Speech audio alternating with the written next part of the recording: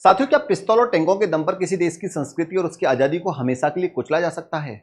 चीन को लगता है कि हाँ, लेकिन तिब्बत के लोगों की रगों में दौड़ती आजादी की चाहत ने आज बीजिंग की नींद उड़ा रखी है। आज हम बात करने वाले हैं साथियों इस तिब्बत के बारे में। तिब्बत पर पूरा कब्जा किसने कर रखा है? चाइना ने कर रखा है। कब करा था? ये 1950 की बात है, जब माओ सरकार, वहां माओ लोग आए थे उसमें, और 1959 में इनके जो दलाई लामा थे वो तिब्बत से भाग कर, क्योंकि वहां बहुत ज्यादा परेशान कर दिया था, उन लोगों को मारने की कोशिश की जा रही थी, तो भारत में आ गए और हिमाचल प्रदेश में आके वो लोग रह रहे हैं। दलाई लामा अपनी निर्वासित सरकार भी चला रहे हैं। अब तिब्बत की जो बाउंड्री लाइन है वो भी एक बार देख लोगे। अगर ये नेपाल के साथ मिल रहा है, भूटान के साथ मिल रहा है, भारत के साथ, जो भारत का हिमाचल प्रदेश वाला इलाका है, उत्तराखंड वाला इलाका, और ऊपर अगर लद्दाख तक जाए तो वहां तक ये तिब्बत की पूरी हमारी बाउंड्री लाइन बन रही है। अगर तिब्बत अगर आज आजाद रहता तो जितनी भी हमारे बाउंड्री पर संघर्ष चल रहे हैं, बाउंड्री लाइन पर संघर्ष चल रहा है चाइना के साथ, वो चलते ही नहीं। ठीक है। और तिब्बत के लोगों को इतना ज्यादा परेशान कर रखा है भाई साहब, इतना ज्यादा परेशान कर रखा है तिब्बत के लोगों को, क्योंकि तिब्बत के लोग वहां से तंग आके आजादी की मांग कर रहे हैं कि हमें आजादी फ्री करो तिब्बत को चाइना से। क्योंकि अभी यूएन के बाहर एक शख्स ने आत्मदाह कर लिया, और ऐसे अब तक बहुत सारे लोग आत्मदाह कर चुके हैं। 160 प्लस लोग आत्मदाह कर चुके हैं कि हमें आजादी चाहिए, क्योंकि वहां के लोगों को बहुत ज्यादा परेशान कर रहा है। अभी ना लेटेस्ट मैंने एक वीडियो बनाई थी, क्योंकि भाई मैं बताना चाह रहा था कि तिब्बत में चल क्या रहा है, तिब्बत के लोग परेशान क्यों, आत्मदाह क्यों कर रहे हैं। तो थोड़ा सा मैंने खगाला चीजों को निकाला, तो वहां से जब मैंने कॉमेंट्स देखे लोगों के, तो भाई साहब कॉमेंट्स से ये पता लगता है कि वहां के लोग वाकई में बहुत ज्यादा परेशान है। अभी लेटेस्ट मैंने एक वीडियो बनाई थी तिब्बत को लेके। Sir thank you sir, free Tibet करिए sir, thank you for the support, जय भारत जय Tibet, thank you ji sir. देखो ये कमेंट्स आप देख रहे हो, देख रहे हो ये comments. From old time Tibet is culture wise founder of Buddhism, this was independent and peaceful territory in the world, UN should give attention about Tibet. वो लोग लिख रहे हैं भाई साहब कि हमें फ्री करो, फ्री करो, फ्री करो, हमें इनके साथ नहीं रहना। लगातार इतने सारे कमेंट्स। तो मैं बोल रहा था कि भाई इतने कमेंट्स अगर लगातार आ रहे हैं और कुछ लोगों तक ये रीच गई है, तो देखो वो लोग कितने ज्यादा परेशान हैं।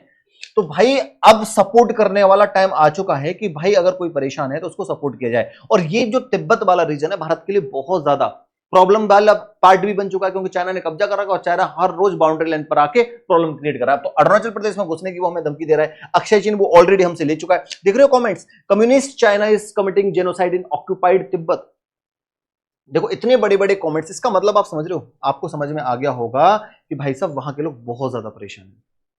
अब होगा क्या, अब पूरी कहानी समझो। आज हम बात करेंगे पूरा जियोपॉलिटिकल एंगल क्या है, पीओके में क्या चल रहा है, पीओके में सपोर्ट क्यों करना चाहता है चाइना को। बांग्लादेश में मोगला पोर्ट को लेकर वो वहां घुस चुका है जो भारत के पास था।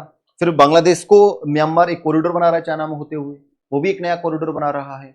यहां से भी ऊपर एक कॉरिडोर बना रहा है, ऊपर से घिरने की कोशिश कर रहा है भारत को। तो अब एक्चुअली अगर जियोपॉलिटिकल एंगल से भी देखा जाए तब भी हमें तिब्बत को सपोर्ट करना चाहिए, और लगातार भारत कर रहा है तिब्बत को सपोर्ट, ठीक है। और खुलकर भी करना चाहिए, क्योंकि वो खुलकर अगर हमारे पीओके के बारे में बोलेगा, जो हमारा अविभाज्य हिस्सा है, जो उल्लू का पट्टा पाकिस्तान कब्जा करके बैठा है, अब है उतने उस हिस्से को उससे थप्पड़ मार के लेना है उस नालायक से। तो चाइना आके बोलता है, तो अब हमें तिब्बत को लेके बोलना पड़ेगा कि देखो भाई ये रियलिटी है कि वहां के लोग कितना ज्यादा परेशान है, तुम कितने ज्यादा क्रूर हो, वहां पर कितना ज्यादा तुमने आतंक मचा रखा है। और अब अगर मैं अभी हाल ही रिपोर्ट्स बताऊं ना साथियों, तो वहां बड़ा बुरा हाल कर रखा है। वो आगे की प्लानिंग को लेकर वो बहुत बड़ी मतलब ऐसी चीजें कर रहा है चाइना जो बिल्कुल एक्सेप्टेबल नहीं है। आपको एक चीज तो ये भी पता होगा कि वहां के जो दलाई लामा थे वो भारत में आकर रह रहे हैं 1959 से, क्योंकि वहां से उनको मारने जैसी हालत उनकी कर दी थी, उनकी फोर्सेस ढूंढ रही थी भाई। तो जो तिब्बत था पहले एक सोवर्ण, एक बिल्कुल मतलब आजाद देश था भाई। वो लोग चीन इसे अपना हिस्सा मानता है, इस वाले हिस्से को, जबकि तिब्बत के लोग चीख चीख कर दुनिया से कह रहे हैं कि हम संप्रभु हैं, सोवर्ण हैं, हमारी अपनी संस्कृति है, हमारी अपनी पहचान है, और हम इस कम्युनिस्ट तानाशाही से पूरी तरह आजाद होना चाहते हैं। यह ठीक वैसे ही है जैसे पाकिस्तान आजाद कश्मीर का झूठा मुद्दा उठाता है, जबकि वह हिस्सा रणनीतिक, ऐतिहासिक और कानूनी दस्तावेजों के आधार पर पूरी तरह भारत का अभिन्न और अविभाज्य हिस्सा है, अटूट हिस्सा है। इसके विपरीत तिब्बत पर चीन का कब्जा पूरी तरह अवैध और जबरन थोपा गया है। ये क्लियर कट है। यही तिब्बत विवाद साल 1962 में भारत और चीन के संबंध खराब होने की सबसे बड़ी जड़ बना था, क्योंकि ये वाला आप देख रहे हो अक्षय चीन, इस पर कब्जा करके बैठा हुआ है। कौन? ये चाइना, इस अक्षय चीन पर। ये हमारा इलाका था, ये सबसे टॉप मोस्ट वाला इलाका है, जब बर्फीला इलाका है। तो यहां हमारी फोर्सेज नहीं थी, क्योंकि 1947 में हमारा देश आजाद हुआ था, तो हमने अपनी फोर्सेज नहीं पहुंचाई, क्योंकि हमारे जवाहरलाल नेहरू सो रहे थे उस समय। ठीक है, हमारे चीनी हिंदू भाई भाई कर रहे थे वो, ठीक है। और चाइना वहां रोड बनाया जा रहा था, G219 ये करके जो रोड बना रहा था, जो उनका शिनजियांग शहर था उसको तिब्बत से जोड़ने के लिए कनेक्शन बना रहा था ना। कि तिब्बत कहीं से भी कुछ भी फ्री ना रहे। अगर ये अक्षय चिन्ह हमारे पास रहता तो वो कनेक्शन रोड बना ही नहीं पाता। G219 वो रोड नेटवर्क ज्यादा बनाने की कोशिश करता है क्योंकि अपने बेस बना सके, अपनी फोर्सेस को खड़ा कर सके। उसने पहले यहाँ रोड बनाया और अपनी फोर्सेस को यहाँ बैठा दे चारों तरफ। भारत को पता ही नहीं भारत की सरकार हो रही थी। अब ऐसा नहीं है। हमारी इंटेलिजेंस फोर्सेस, हमारी फोर्सेस बहुत, हमारे पास उस समय बूट भी नहीं थे, तब भी हमने उनसे लोहा मनवा दिया था। ठीक है, समझ रहे हो तुम? तो हल्के मत लेना भारत की फोर्सेस को, सेना को। और अब वो जमाना गया, अब तो चाइना की हालत खराब कर देंगे। ठीक है, कर भी रखी है, डोकलाम विवाद आपने देख रखा होगा। ठीक है, तो भाई साहब इसने तो बहुत नालायकी करी है। इसने, या हमने पहले, जब इसके पास कुछ नहीं था 1950 से पहले, कई बार बताया था मैकमोहन लाइन, ये नक्शा जारी किया गया था, तो चाइना कुछ बोलता ही नहीं था। इसने तो यहां से रास्ता बना लिया, तब जाके दिक्कत प्रॉब्लम क्रिएट हुई। यहां अपनी फोर्सेस बैठा दी, हम नीचे पर बैठी हुई थी हमारी फोर्सेस, तो पहले ही प्लानिंग सेट कर चुका था। तो तब ये पूरा मामला था, अक्षय चिन्ह वाला इलाका हमसे उसने ले लिया। हम लेंगे वापस। हमारी संसद में लगातार इसके ऊपर आवाज उठती है, बातें होती हैं कि हमें अपने अक्षय चिन्ह वाले हिस्से को किस तरीके से वापस लेना है। बात समझ में आ रही है? तो तभी दलाई लामा को हमने शरण दी थी 1959 में। हिमाचल प्रदेश में अब वो अपनी वहां से निर्वासित सरकार भी चला रहे हैं। ठीक है, तो ये लगातार भारत पर अटैक करने की कोशिश करता है, चाहे वो अरुणाचल प्रदेश हो, भारत की सीमा से लगते अन्य इलाके हों, हमें घेरना और हमला करना शुरू करना, ताकि भारत को पीछे धकेला जा सके। 1962 के युद्ध में चीन ने अक्षय चिन्ह का कुछ इलाका भारत से अवैध रूप से छीन लिया था, जिसे वापस लेने की बात लगातार हमारी संसद में उठती रहती है। अब देखो ये कर क्या रहा है, बच्चों का ब्रेन वॉश कर रहा है तिब्बत के अंदर। तिब्बत में चीनी तांडव का काला सच। अब आपको एक बेहद गंभीर बात समझनी होगी कि चीन तिब्बत में ऐसा क्या कर रहा है जो भारत के लिए एक बहुत बड़ी रणनीतिक जीत का रास्ता खोल रहा है। अगर हालिया रिपोर्ट्स की बात करें जून 2026 की, तो आपको कुछ ऐसी रिपोर्ट्स, कुछ ऐसी सोशल मीडिया पे वीडियोस देखने को मिलेंगे, और ये बिल्कुल सही बात है। कमेंट्स बॉक्स में अगर कोई तिब्बती लोग देख रहे हो तो जरूर बताइएगा कि चीन तिब्बत में छोटे छोटे बच्चों को मिलिट्री ट्रेनिंग दे रहा है और उनका ब्रेन वॉश करके उनके मस्तिष्क के साथ खेल रहा है। उन्हें बचपन से ही यह सिखाया जा रहा है कि तिब्बत और चीन के प्रति उनकी क्या जिम्मेदारियां हैं। अक्सर इंटरनेट पर चीनी बच्चों के वीडियोस आते हैं जिनमें 5 या 10 साल के बच्चे बहुत ज्यादा ओवर ट्रेंड दिखाई देते हैं। इन्हें देखकर लोग सोचते हैं कि चीन का एजुकेशन सिस्टम बहुत अच्छा है और हमारे बच्चों को भी ऐसी ट्रेनिंग मिलनी चाहिए। लेकिन सच यह है कि वो ट्रेनिंग सामान्य परिस्थितियों में नहीं मिल रही है, वो एक सख्त और क्रूर मिलिट्री ट्रेनिंग है साथियों। तिब्बत के बच्चों को यह ट्रेनिंग इसलिए दी जा रही है ताकि वे अपनी मूल तिब्बती पहचान, अपनी भाषा और अपने बौद्ध धर्म को पूरी तरह भूल जाएं और चीनी एडमिनिस्ट्रेशन, वह चीनी आर्मी के हितों के साथ अलाइन हो जाएं। यह तिब्बत की पूरी पीढ़ी को खत्म करने की चीनी की एक सोची समझी सांस्कृतिक साजिश है, कल्चरल जेनोसाइड है। जबकि ऐतिहासिक रूप से हम सब जानते हैं कि तिब्बत के हित चीन के हितों से बिल्कुल अलग हैं साथियों, और वहां का हर एक नागरिक आजादी की सांस लेना चाहता है। नहीं तो आप इस वीडियो के नीचे कमेंट बॉक्स में देख लीजिएगा, आपको पता लग जाएगा वहां के लोग क्या चाहते हैं। चीन ने पहले ही शिनजियांग प्रांत में वीगर मुसलमानों के, ये ऊपर वाला जो इलाका है, ये शिनजियांग वाला जो इलाका है, यहां पर इसने बहुत बदनामी झेली थी यहां पर पूरी दुनिया में। वहां वह लोगों को धार्मिक आजादी नहीं देता, मुसलमानों को दबाकर रखता है और पूरे प्रांत को उसने लगभग नजरबंद कर रखा है, जहां से कोई भी रिपोर्ट बाहर नहीं आ पाती। अब वही खूनी तांडव वह तिब्बत में कर रहा है। वह बच्चों को बौद्धिक और मानसिक विकास रोक रहा है ताकि वे अपनी धार्मिक और सांस्कृतिक मान्यताओं को भूल जाएं साथियों। बचपन से जो कड़ा सैन्य प्रशिक्षण उन्हें दिया जा रहा है, आगे जाकर वे उसी ढर्रे पर सोचेंगे। इस चाल से दलाई लामा और तिब्बत का इतिहास जानने वाले लोग बेहद दुखी हैं और वे भारत से मदद की उम्मीद रखते हैं। चीन इन युवाओं को हथियार की ट्रेनिंग देकर एक फ्रंटियर फोर्स, सीमावर्ती बल बनाने की कोशिश कर रहा है कि तिब्बत के लोगों को ही फिर बिठाएगा। चीन की चाल यह है कि जब भी सीमा पर भारत की तरफ से कोई टकराव की स्थिति बने तो वह इन्हीं तिब्बती बच्चों को आगे ढाल बनाकर खड़ा कर दे, ताकि चीन के मुख्य नागरिकों और उसकी मुख्य फौज को आगे आकर नुकसान ना उठाना पड़े।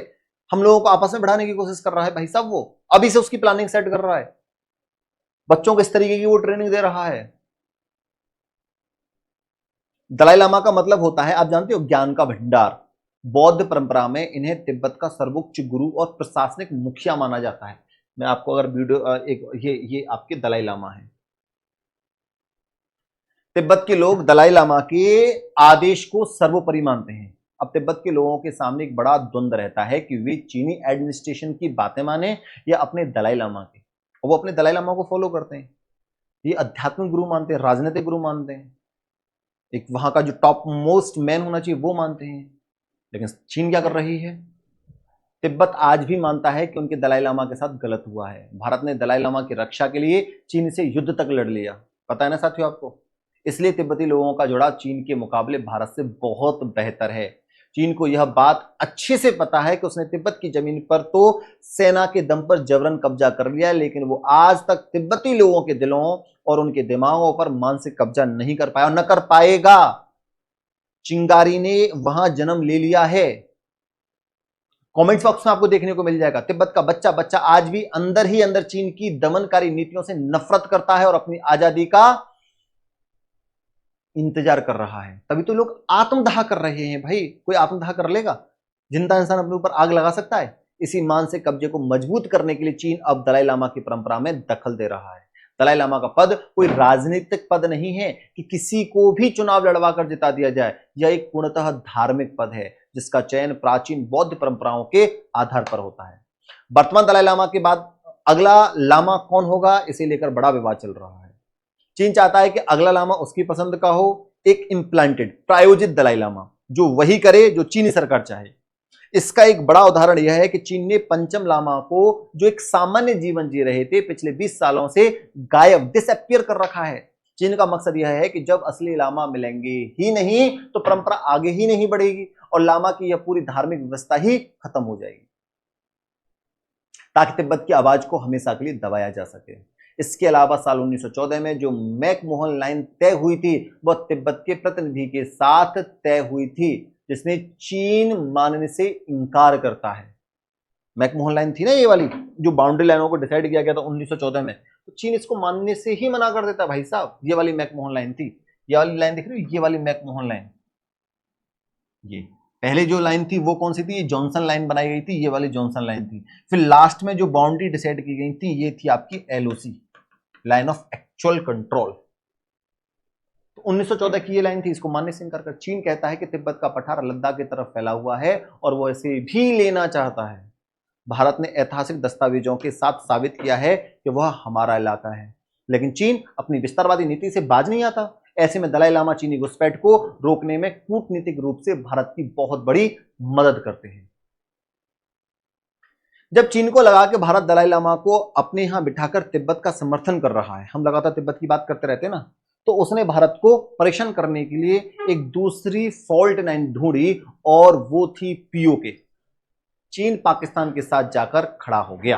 अब आप इस वाले रीजन को समझना, ठीक है। ये गलवान वैली बताया ना, यहां हमने इनको इनकी औकात दिखा दी थी, ठीक है, चाइना वालों को। तो भारत से भिड़ने की कोशिश मत करना बच्चों अब तुम, ठीक है। भारत को हल्के में मत लीजिएगा अब तुम लोग, बहुत हो गया अब तुम्हारा। अब वो अब नहीं चल पाएगा जो तुमने पहले करा था।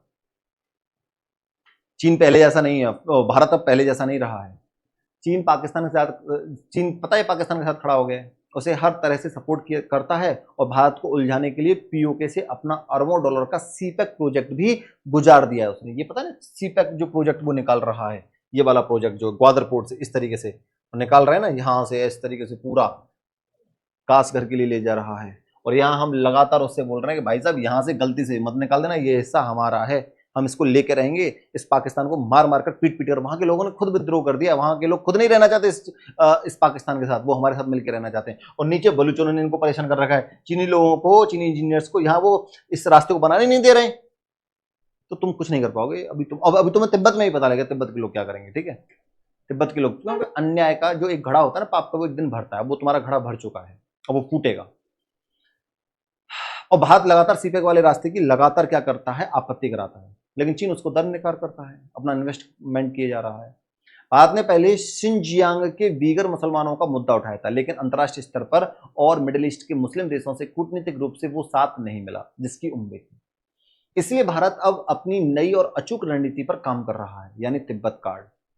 जिस दलाई लामा और तिब्बती समाज के साथ भारत पिछले 70 साल से मजबूती से खड़ा है, अब उसकी आजादी और उसके अधिकारों के मुद्दे को खुलकर वैश्विक मंचों पर उठाने का समय आ गया है साथियों। आज पीओके के अंदर जो हालत बन रहे हैं वो भारत के लिए सबसे अनुकूल हैं, क्योंकि वहां की जनता ने विद्रोह कर दिया। ना वहां इंटरनेट है, ना वहां वाईफाई है, ना वहां खाने के लिए अनाज है, ना पीने के लिए पानी, कुछ भी नहीं, ना वहां कोई रोजगार है, ना वहां कोई एजुकेशन सिस्टम है, ना वहां कोई हॉस्पिटल है। वहां की जनता पाकिस्तान के खिलाफ सड़कों पर उतर चुकी है और पाकिस्तान गो यानी पाकिस्तान को गो बैक के नारे लगा रही है। ऐसे में अगर चीन पीओके के मामले में भारत के खिलाफ कुछ भी बोलता है तो भारत के पास तिब्बत में चीन द्वारा किए जा रहे अत्याचारों को और वहां के लोगों की आजादी की मांग को पुख्ता सबूत है कि वहां लोग, देखो ना कमेंट्स बॉक्स में आपको पता लगेगा वहां के लोग क्या चाह रहे हैं। भारत सीधे यूएन में मानवाधिकार उल्लंघन का मुद्दा उठाएगा और चीन के काले कारनामों को दुनिया के सामने लेकर आएगा। भारत आज ग्लोबल साउथ का लीडर बन रहा है, इसलिए अंतरराष्ट्रीय मंचों पर दुनिया को भारत की बात सुननी ही पड़ेगी। चीन को इस बात का डर सता रहा है, इसलिए बीच में उसने कहा था कि वह दलाई लामा से बात करने और तिब्बत के लोगों को अपनाने के लिए तैयार है, लेकिन चीन की बात एक जगह आकर अटक गई। उसने साफ कह दिया था कि वह दलाई लामा से बात तो करेगा लेकिन तिब्बत को ऑटोनॉमी देने पर कोई बात नहीं होगी।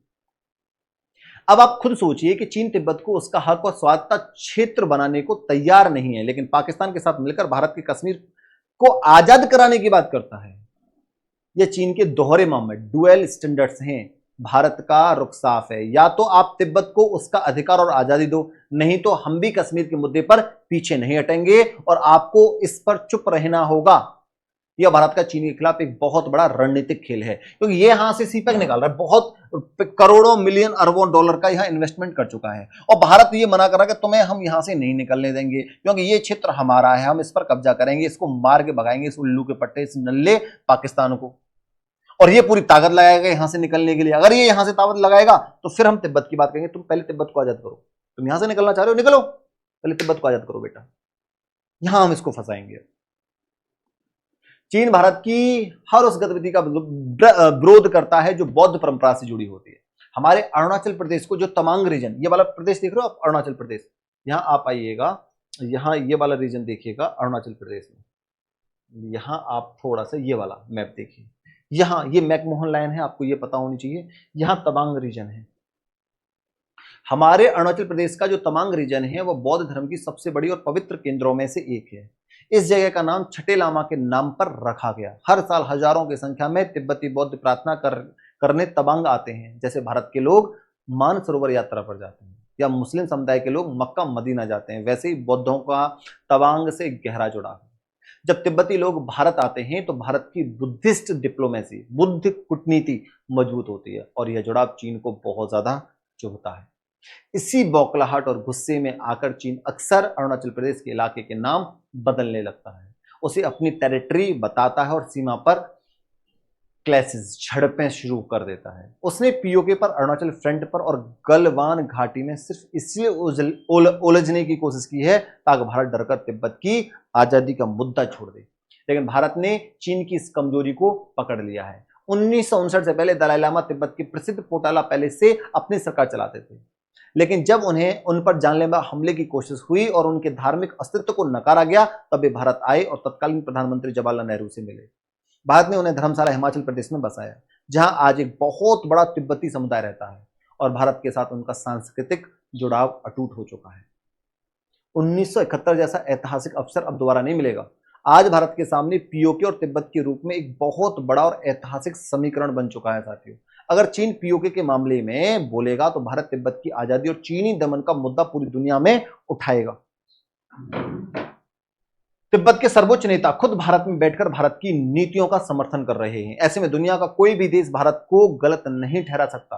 कूटनीतिक स्तर पर भारत ने अमेरिका, रूस और सऊदी अरब, वह यूएई जैसे बड़े अरब देशों को इस तरह से अपने पक्ष में साधा है कि वे इस मामले में बीच में अड़ंगा नहीं डालेंगे। यह अवसर भारत के लिए 1971 बांग्लादेश की आजादी जितना बड़ा और ऐतिहासिक मौका है। अगर आज भारत पीओके और तिब्बत के इस अनरेस्ट, अशांति का फायदा उठाने से चूक जाता है तो यह हमारी सबसे बड़ी ऐतिहासिक भूलों में से एक माना जाएगा। पीओके में चीन और पाकिस्तान की दोस्ती अब काम नहीं आने वाली है। भारत को अपनी इस रणनीति को बहुत जल्द और बेहद समझदारी से अनफोल्ड करना होगा, क्योंकि आने वाले समय में हमें यहां से कोई बहुत बड़ी ऐतिहासिक खबर देखने को मिल सकती है साथियों। तो एक छोटा सा सवाल आपके लिए, तिब्बत की ऐतिहासिक राजधानी क्या है? ऑप्शन ल्हासा, बीजिंग, टोकियो या शिनजियांग। अपना जवाब नीचे कमेंट बॉक्स में जरूर दीजिएगा। और अगर आपको यह जानकारी गहराई से समझ आई हो तो वीडियो को लाइक, शेयर और चैनल को सब्सक्राइब जरूर करिएगा। और जय हिंद, जय भारत जरूर लिखना। धन्यवाद साथियों।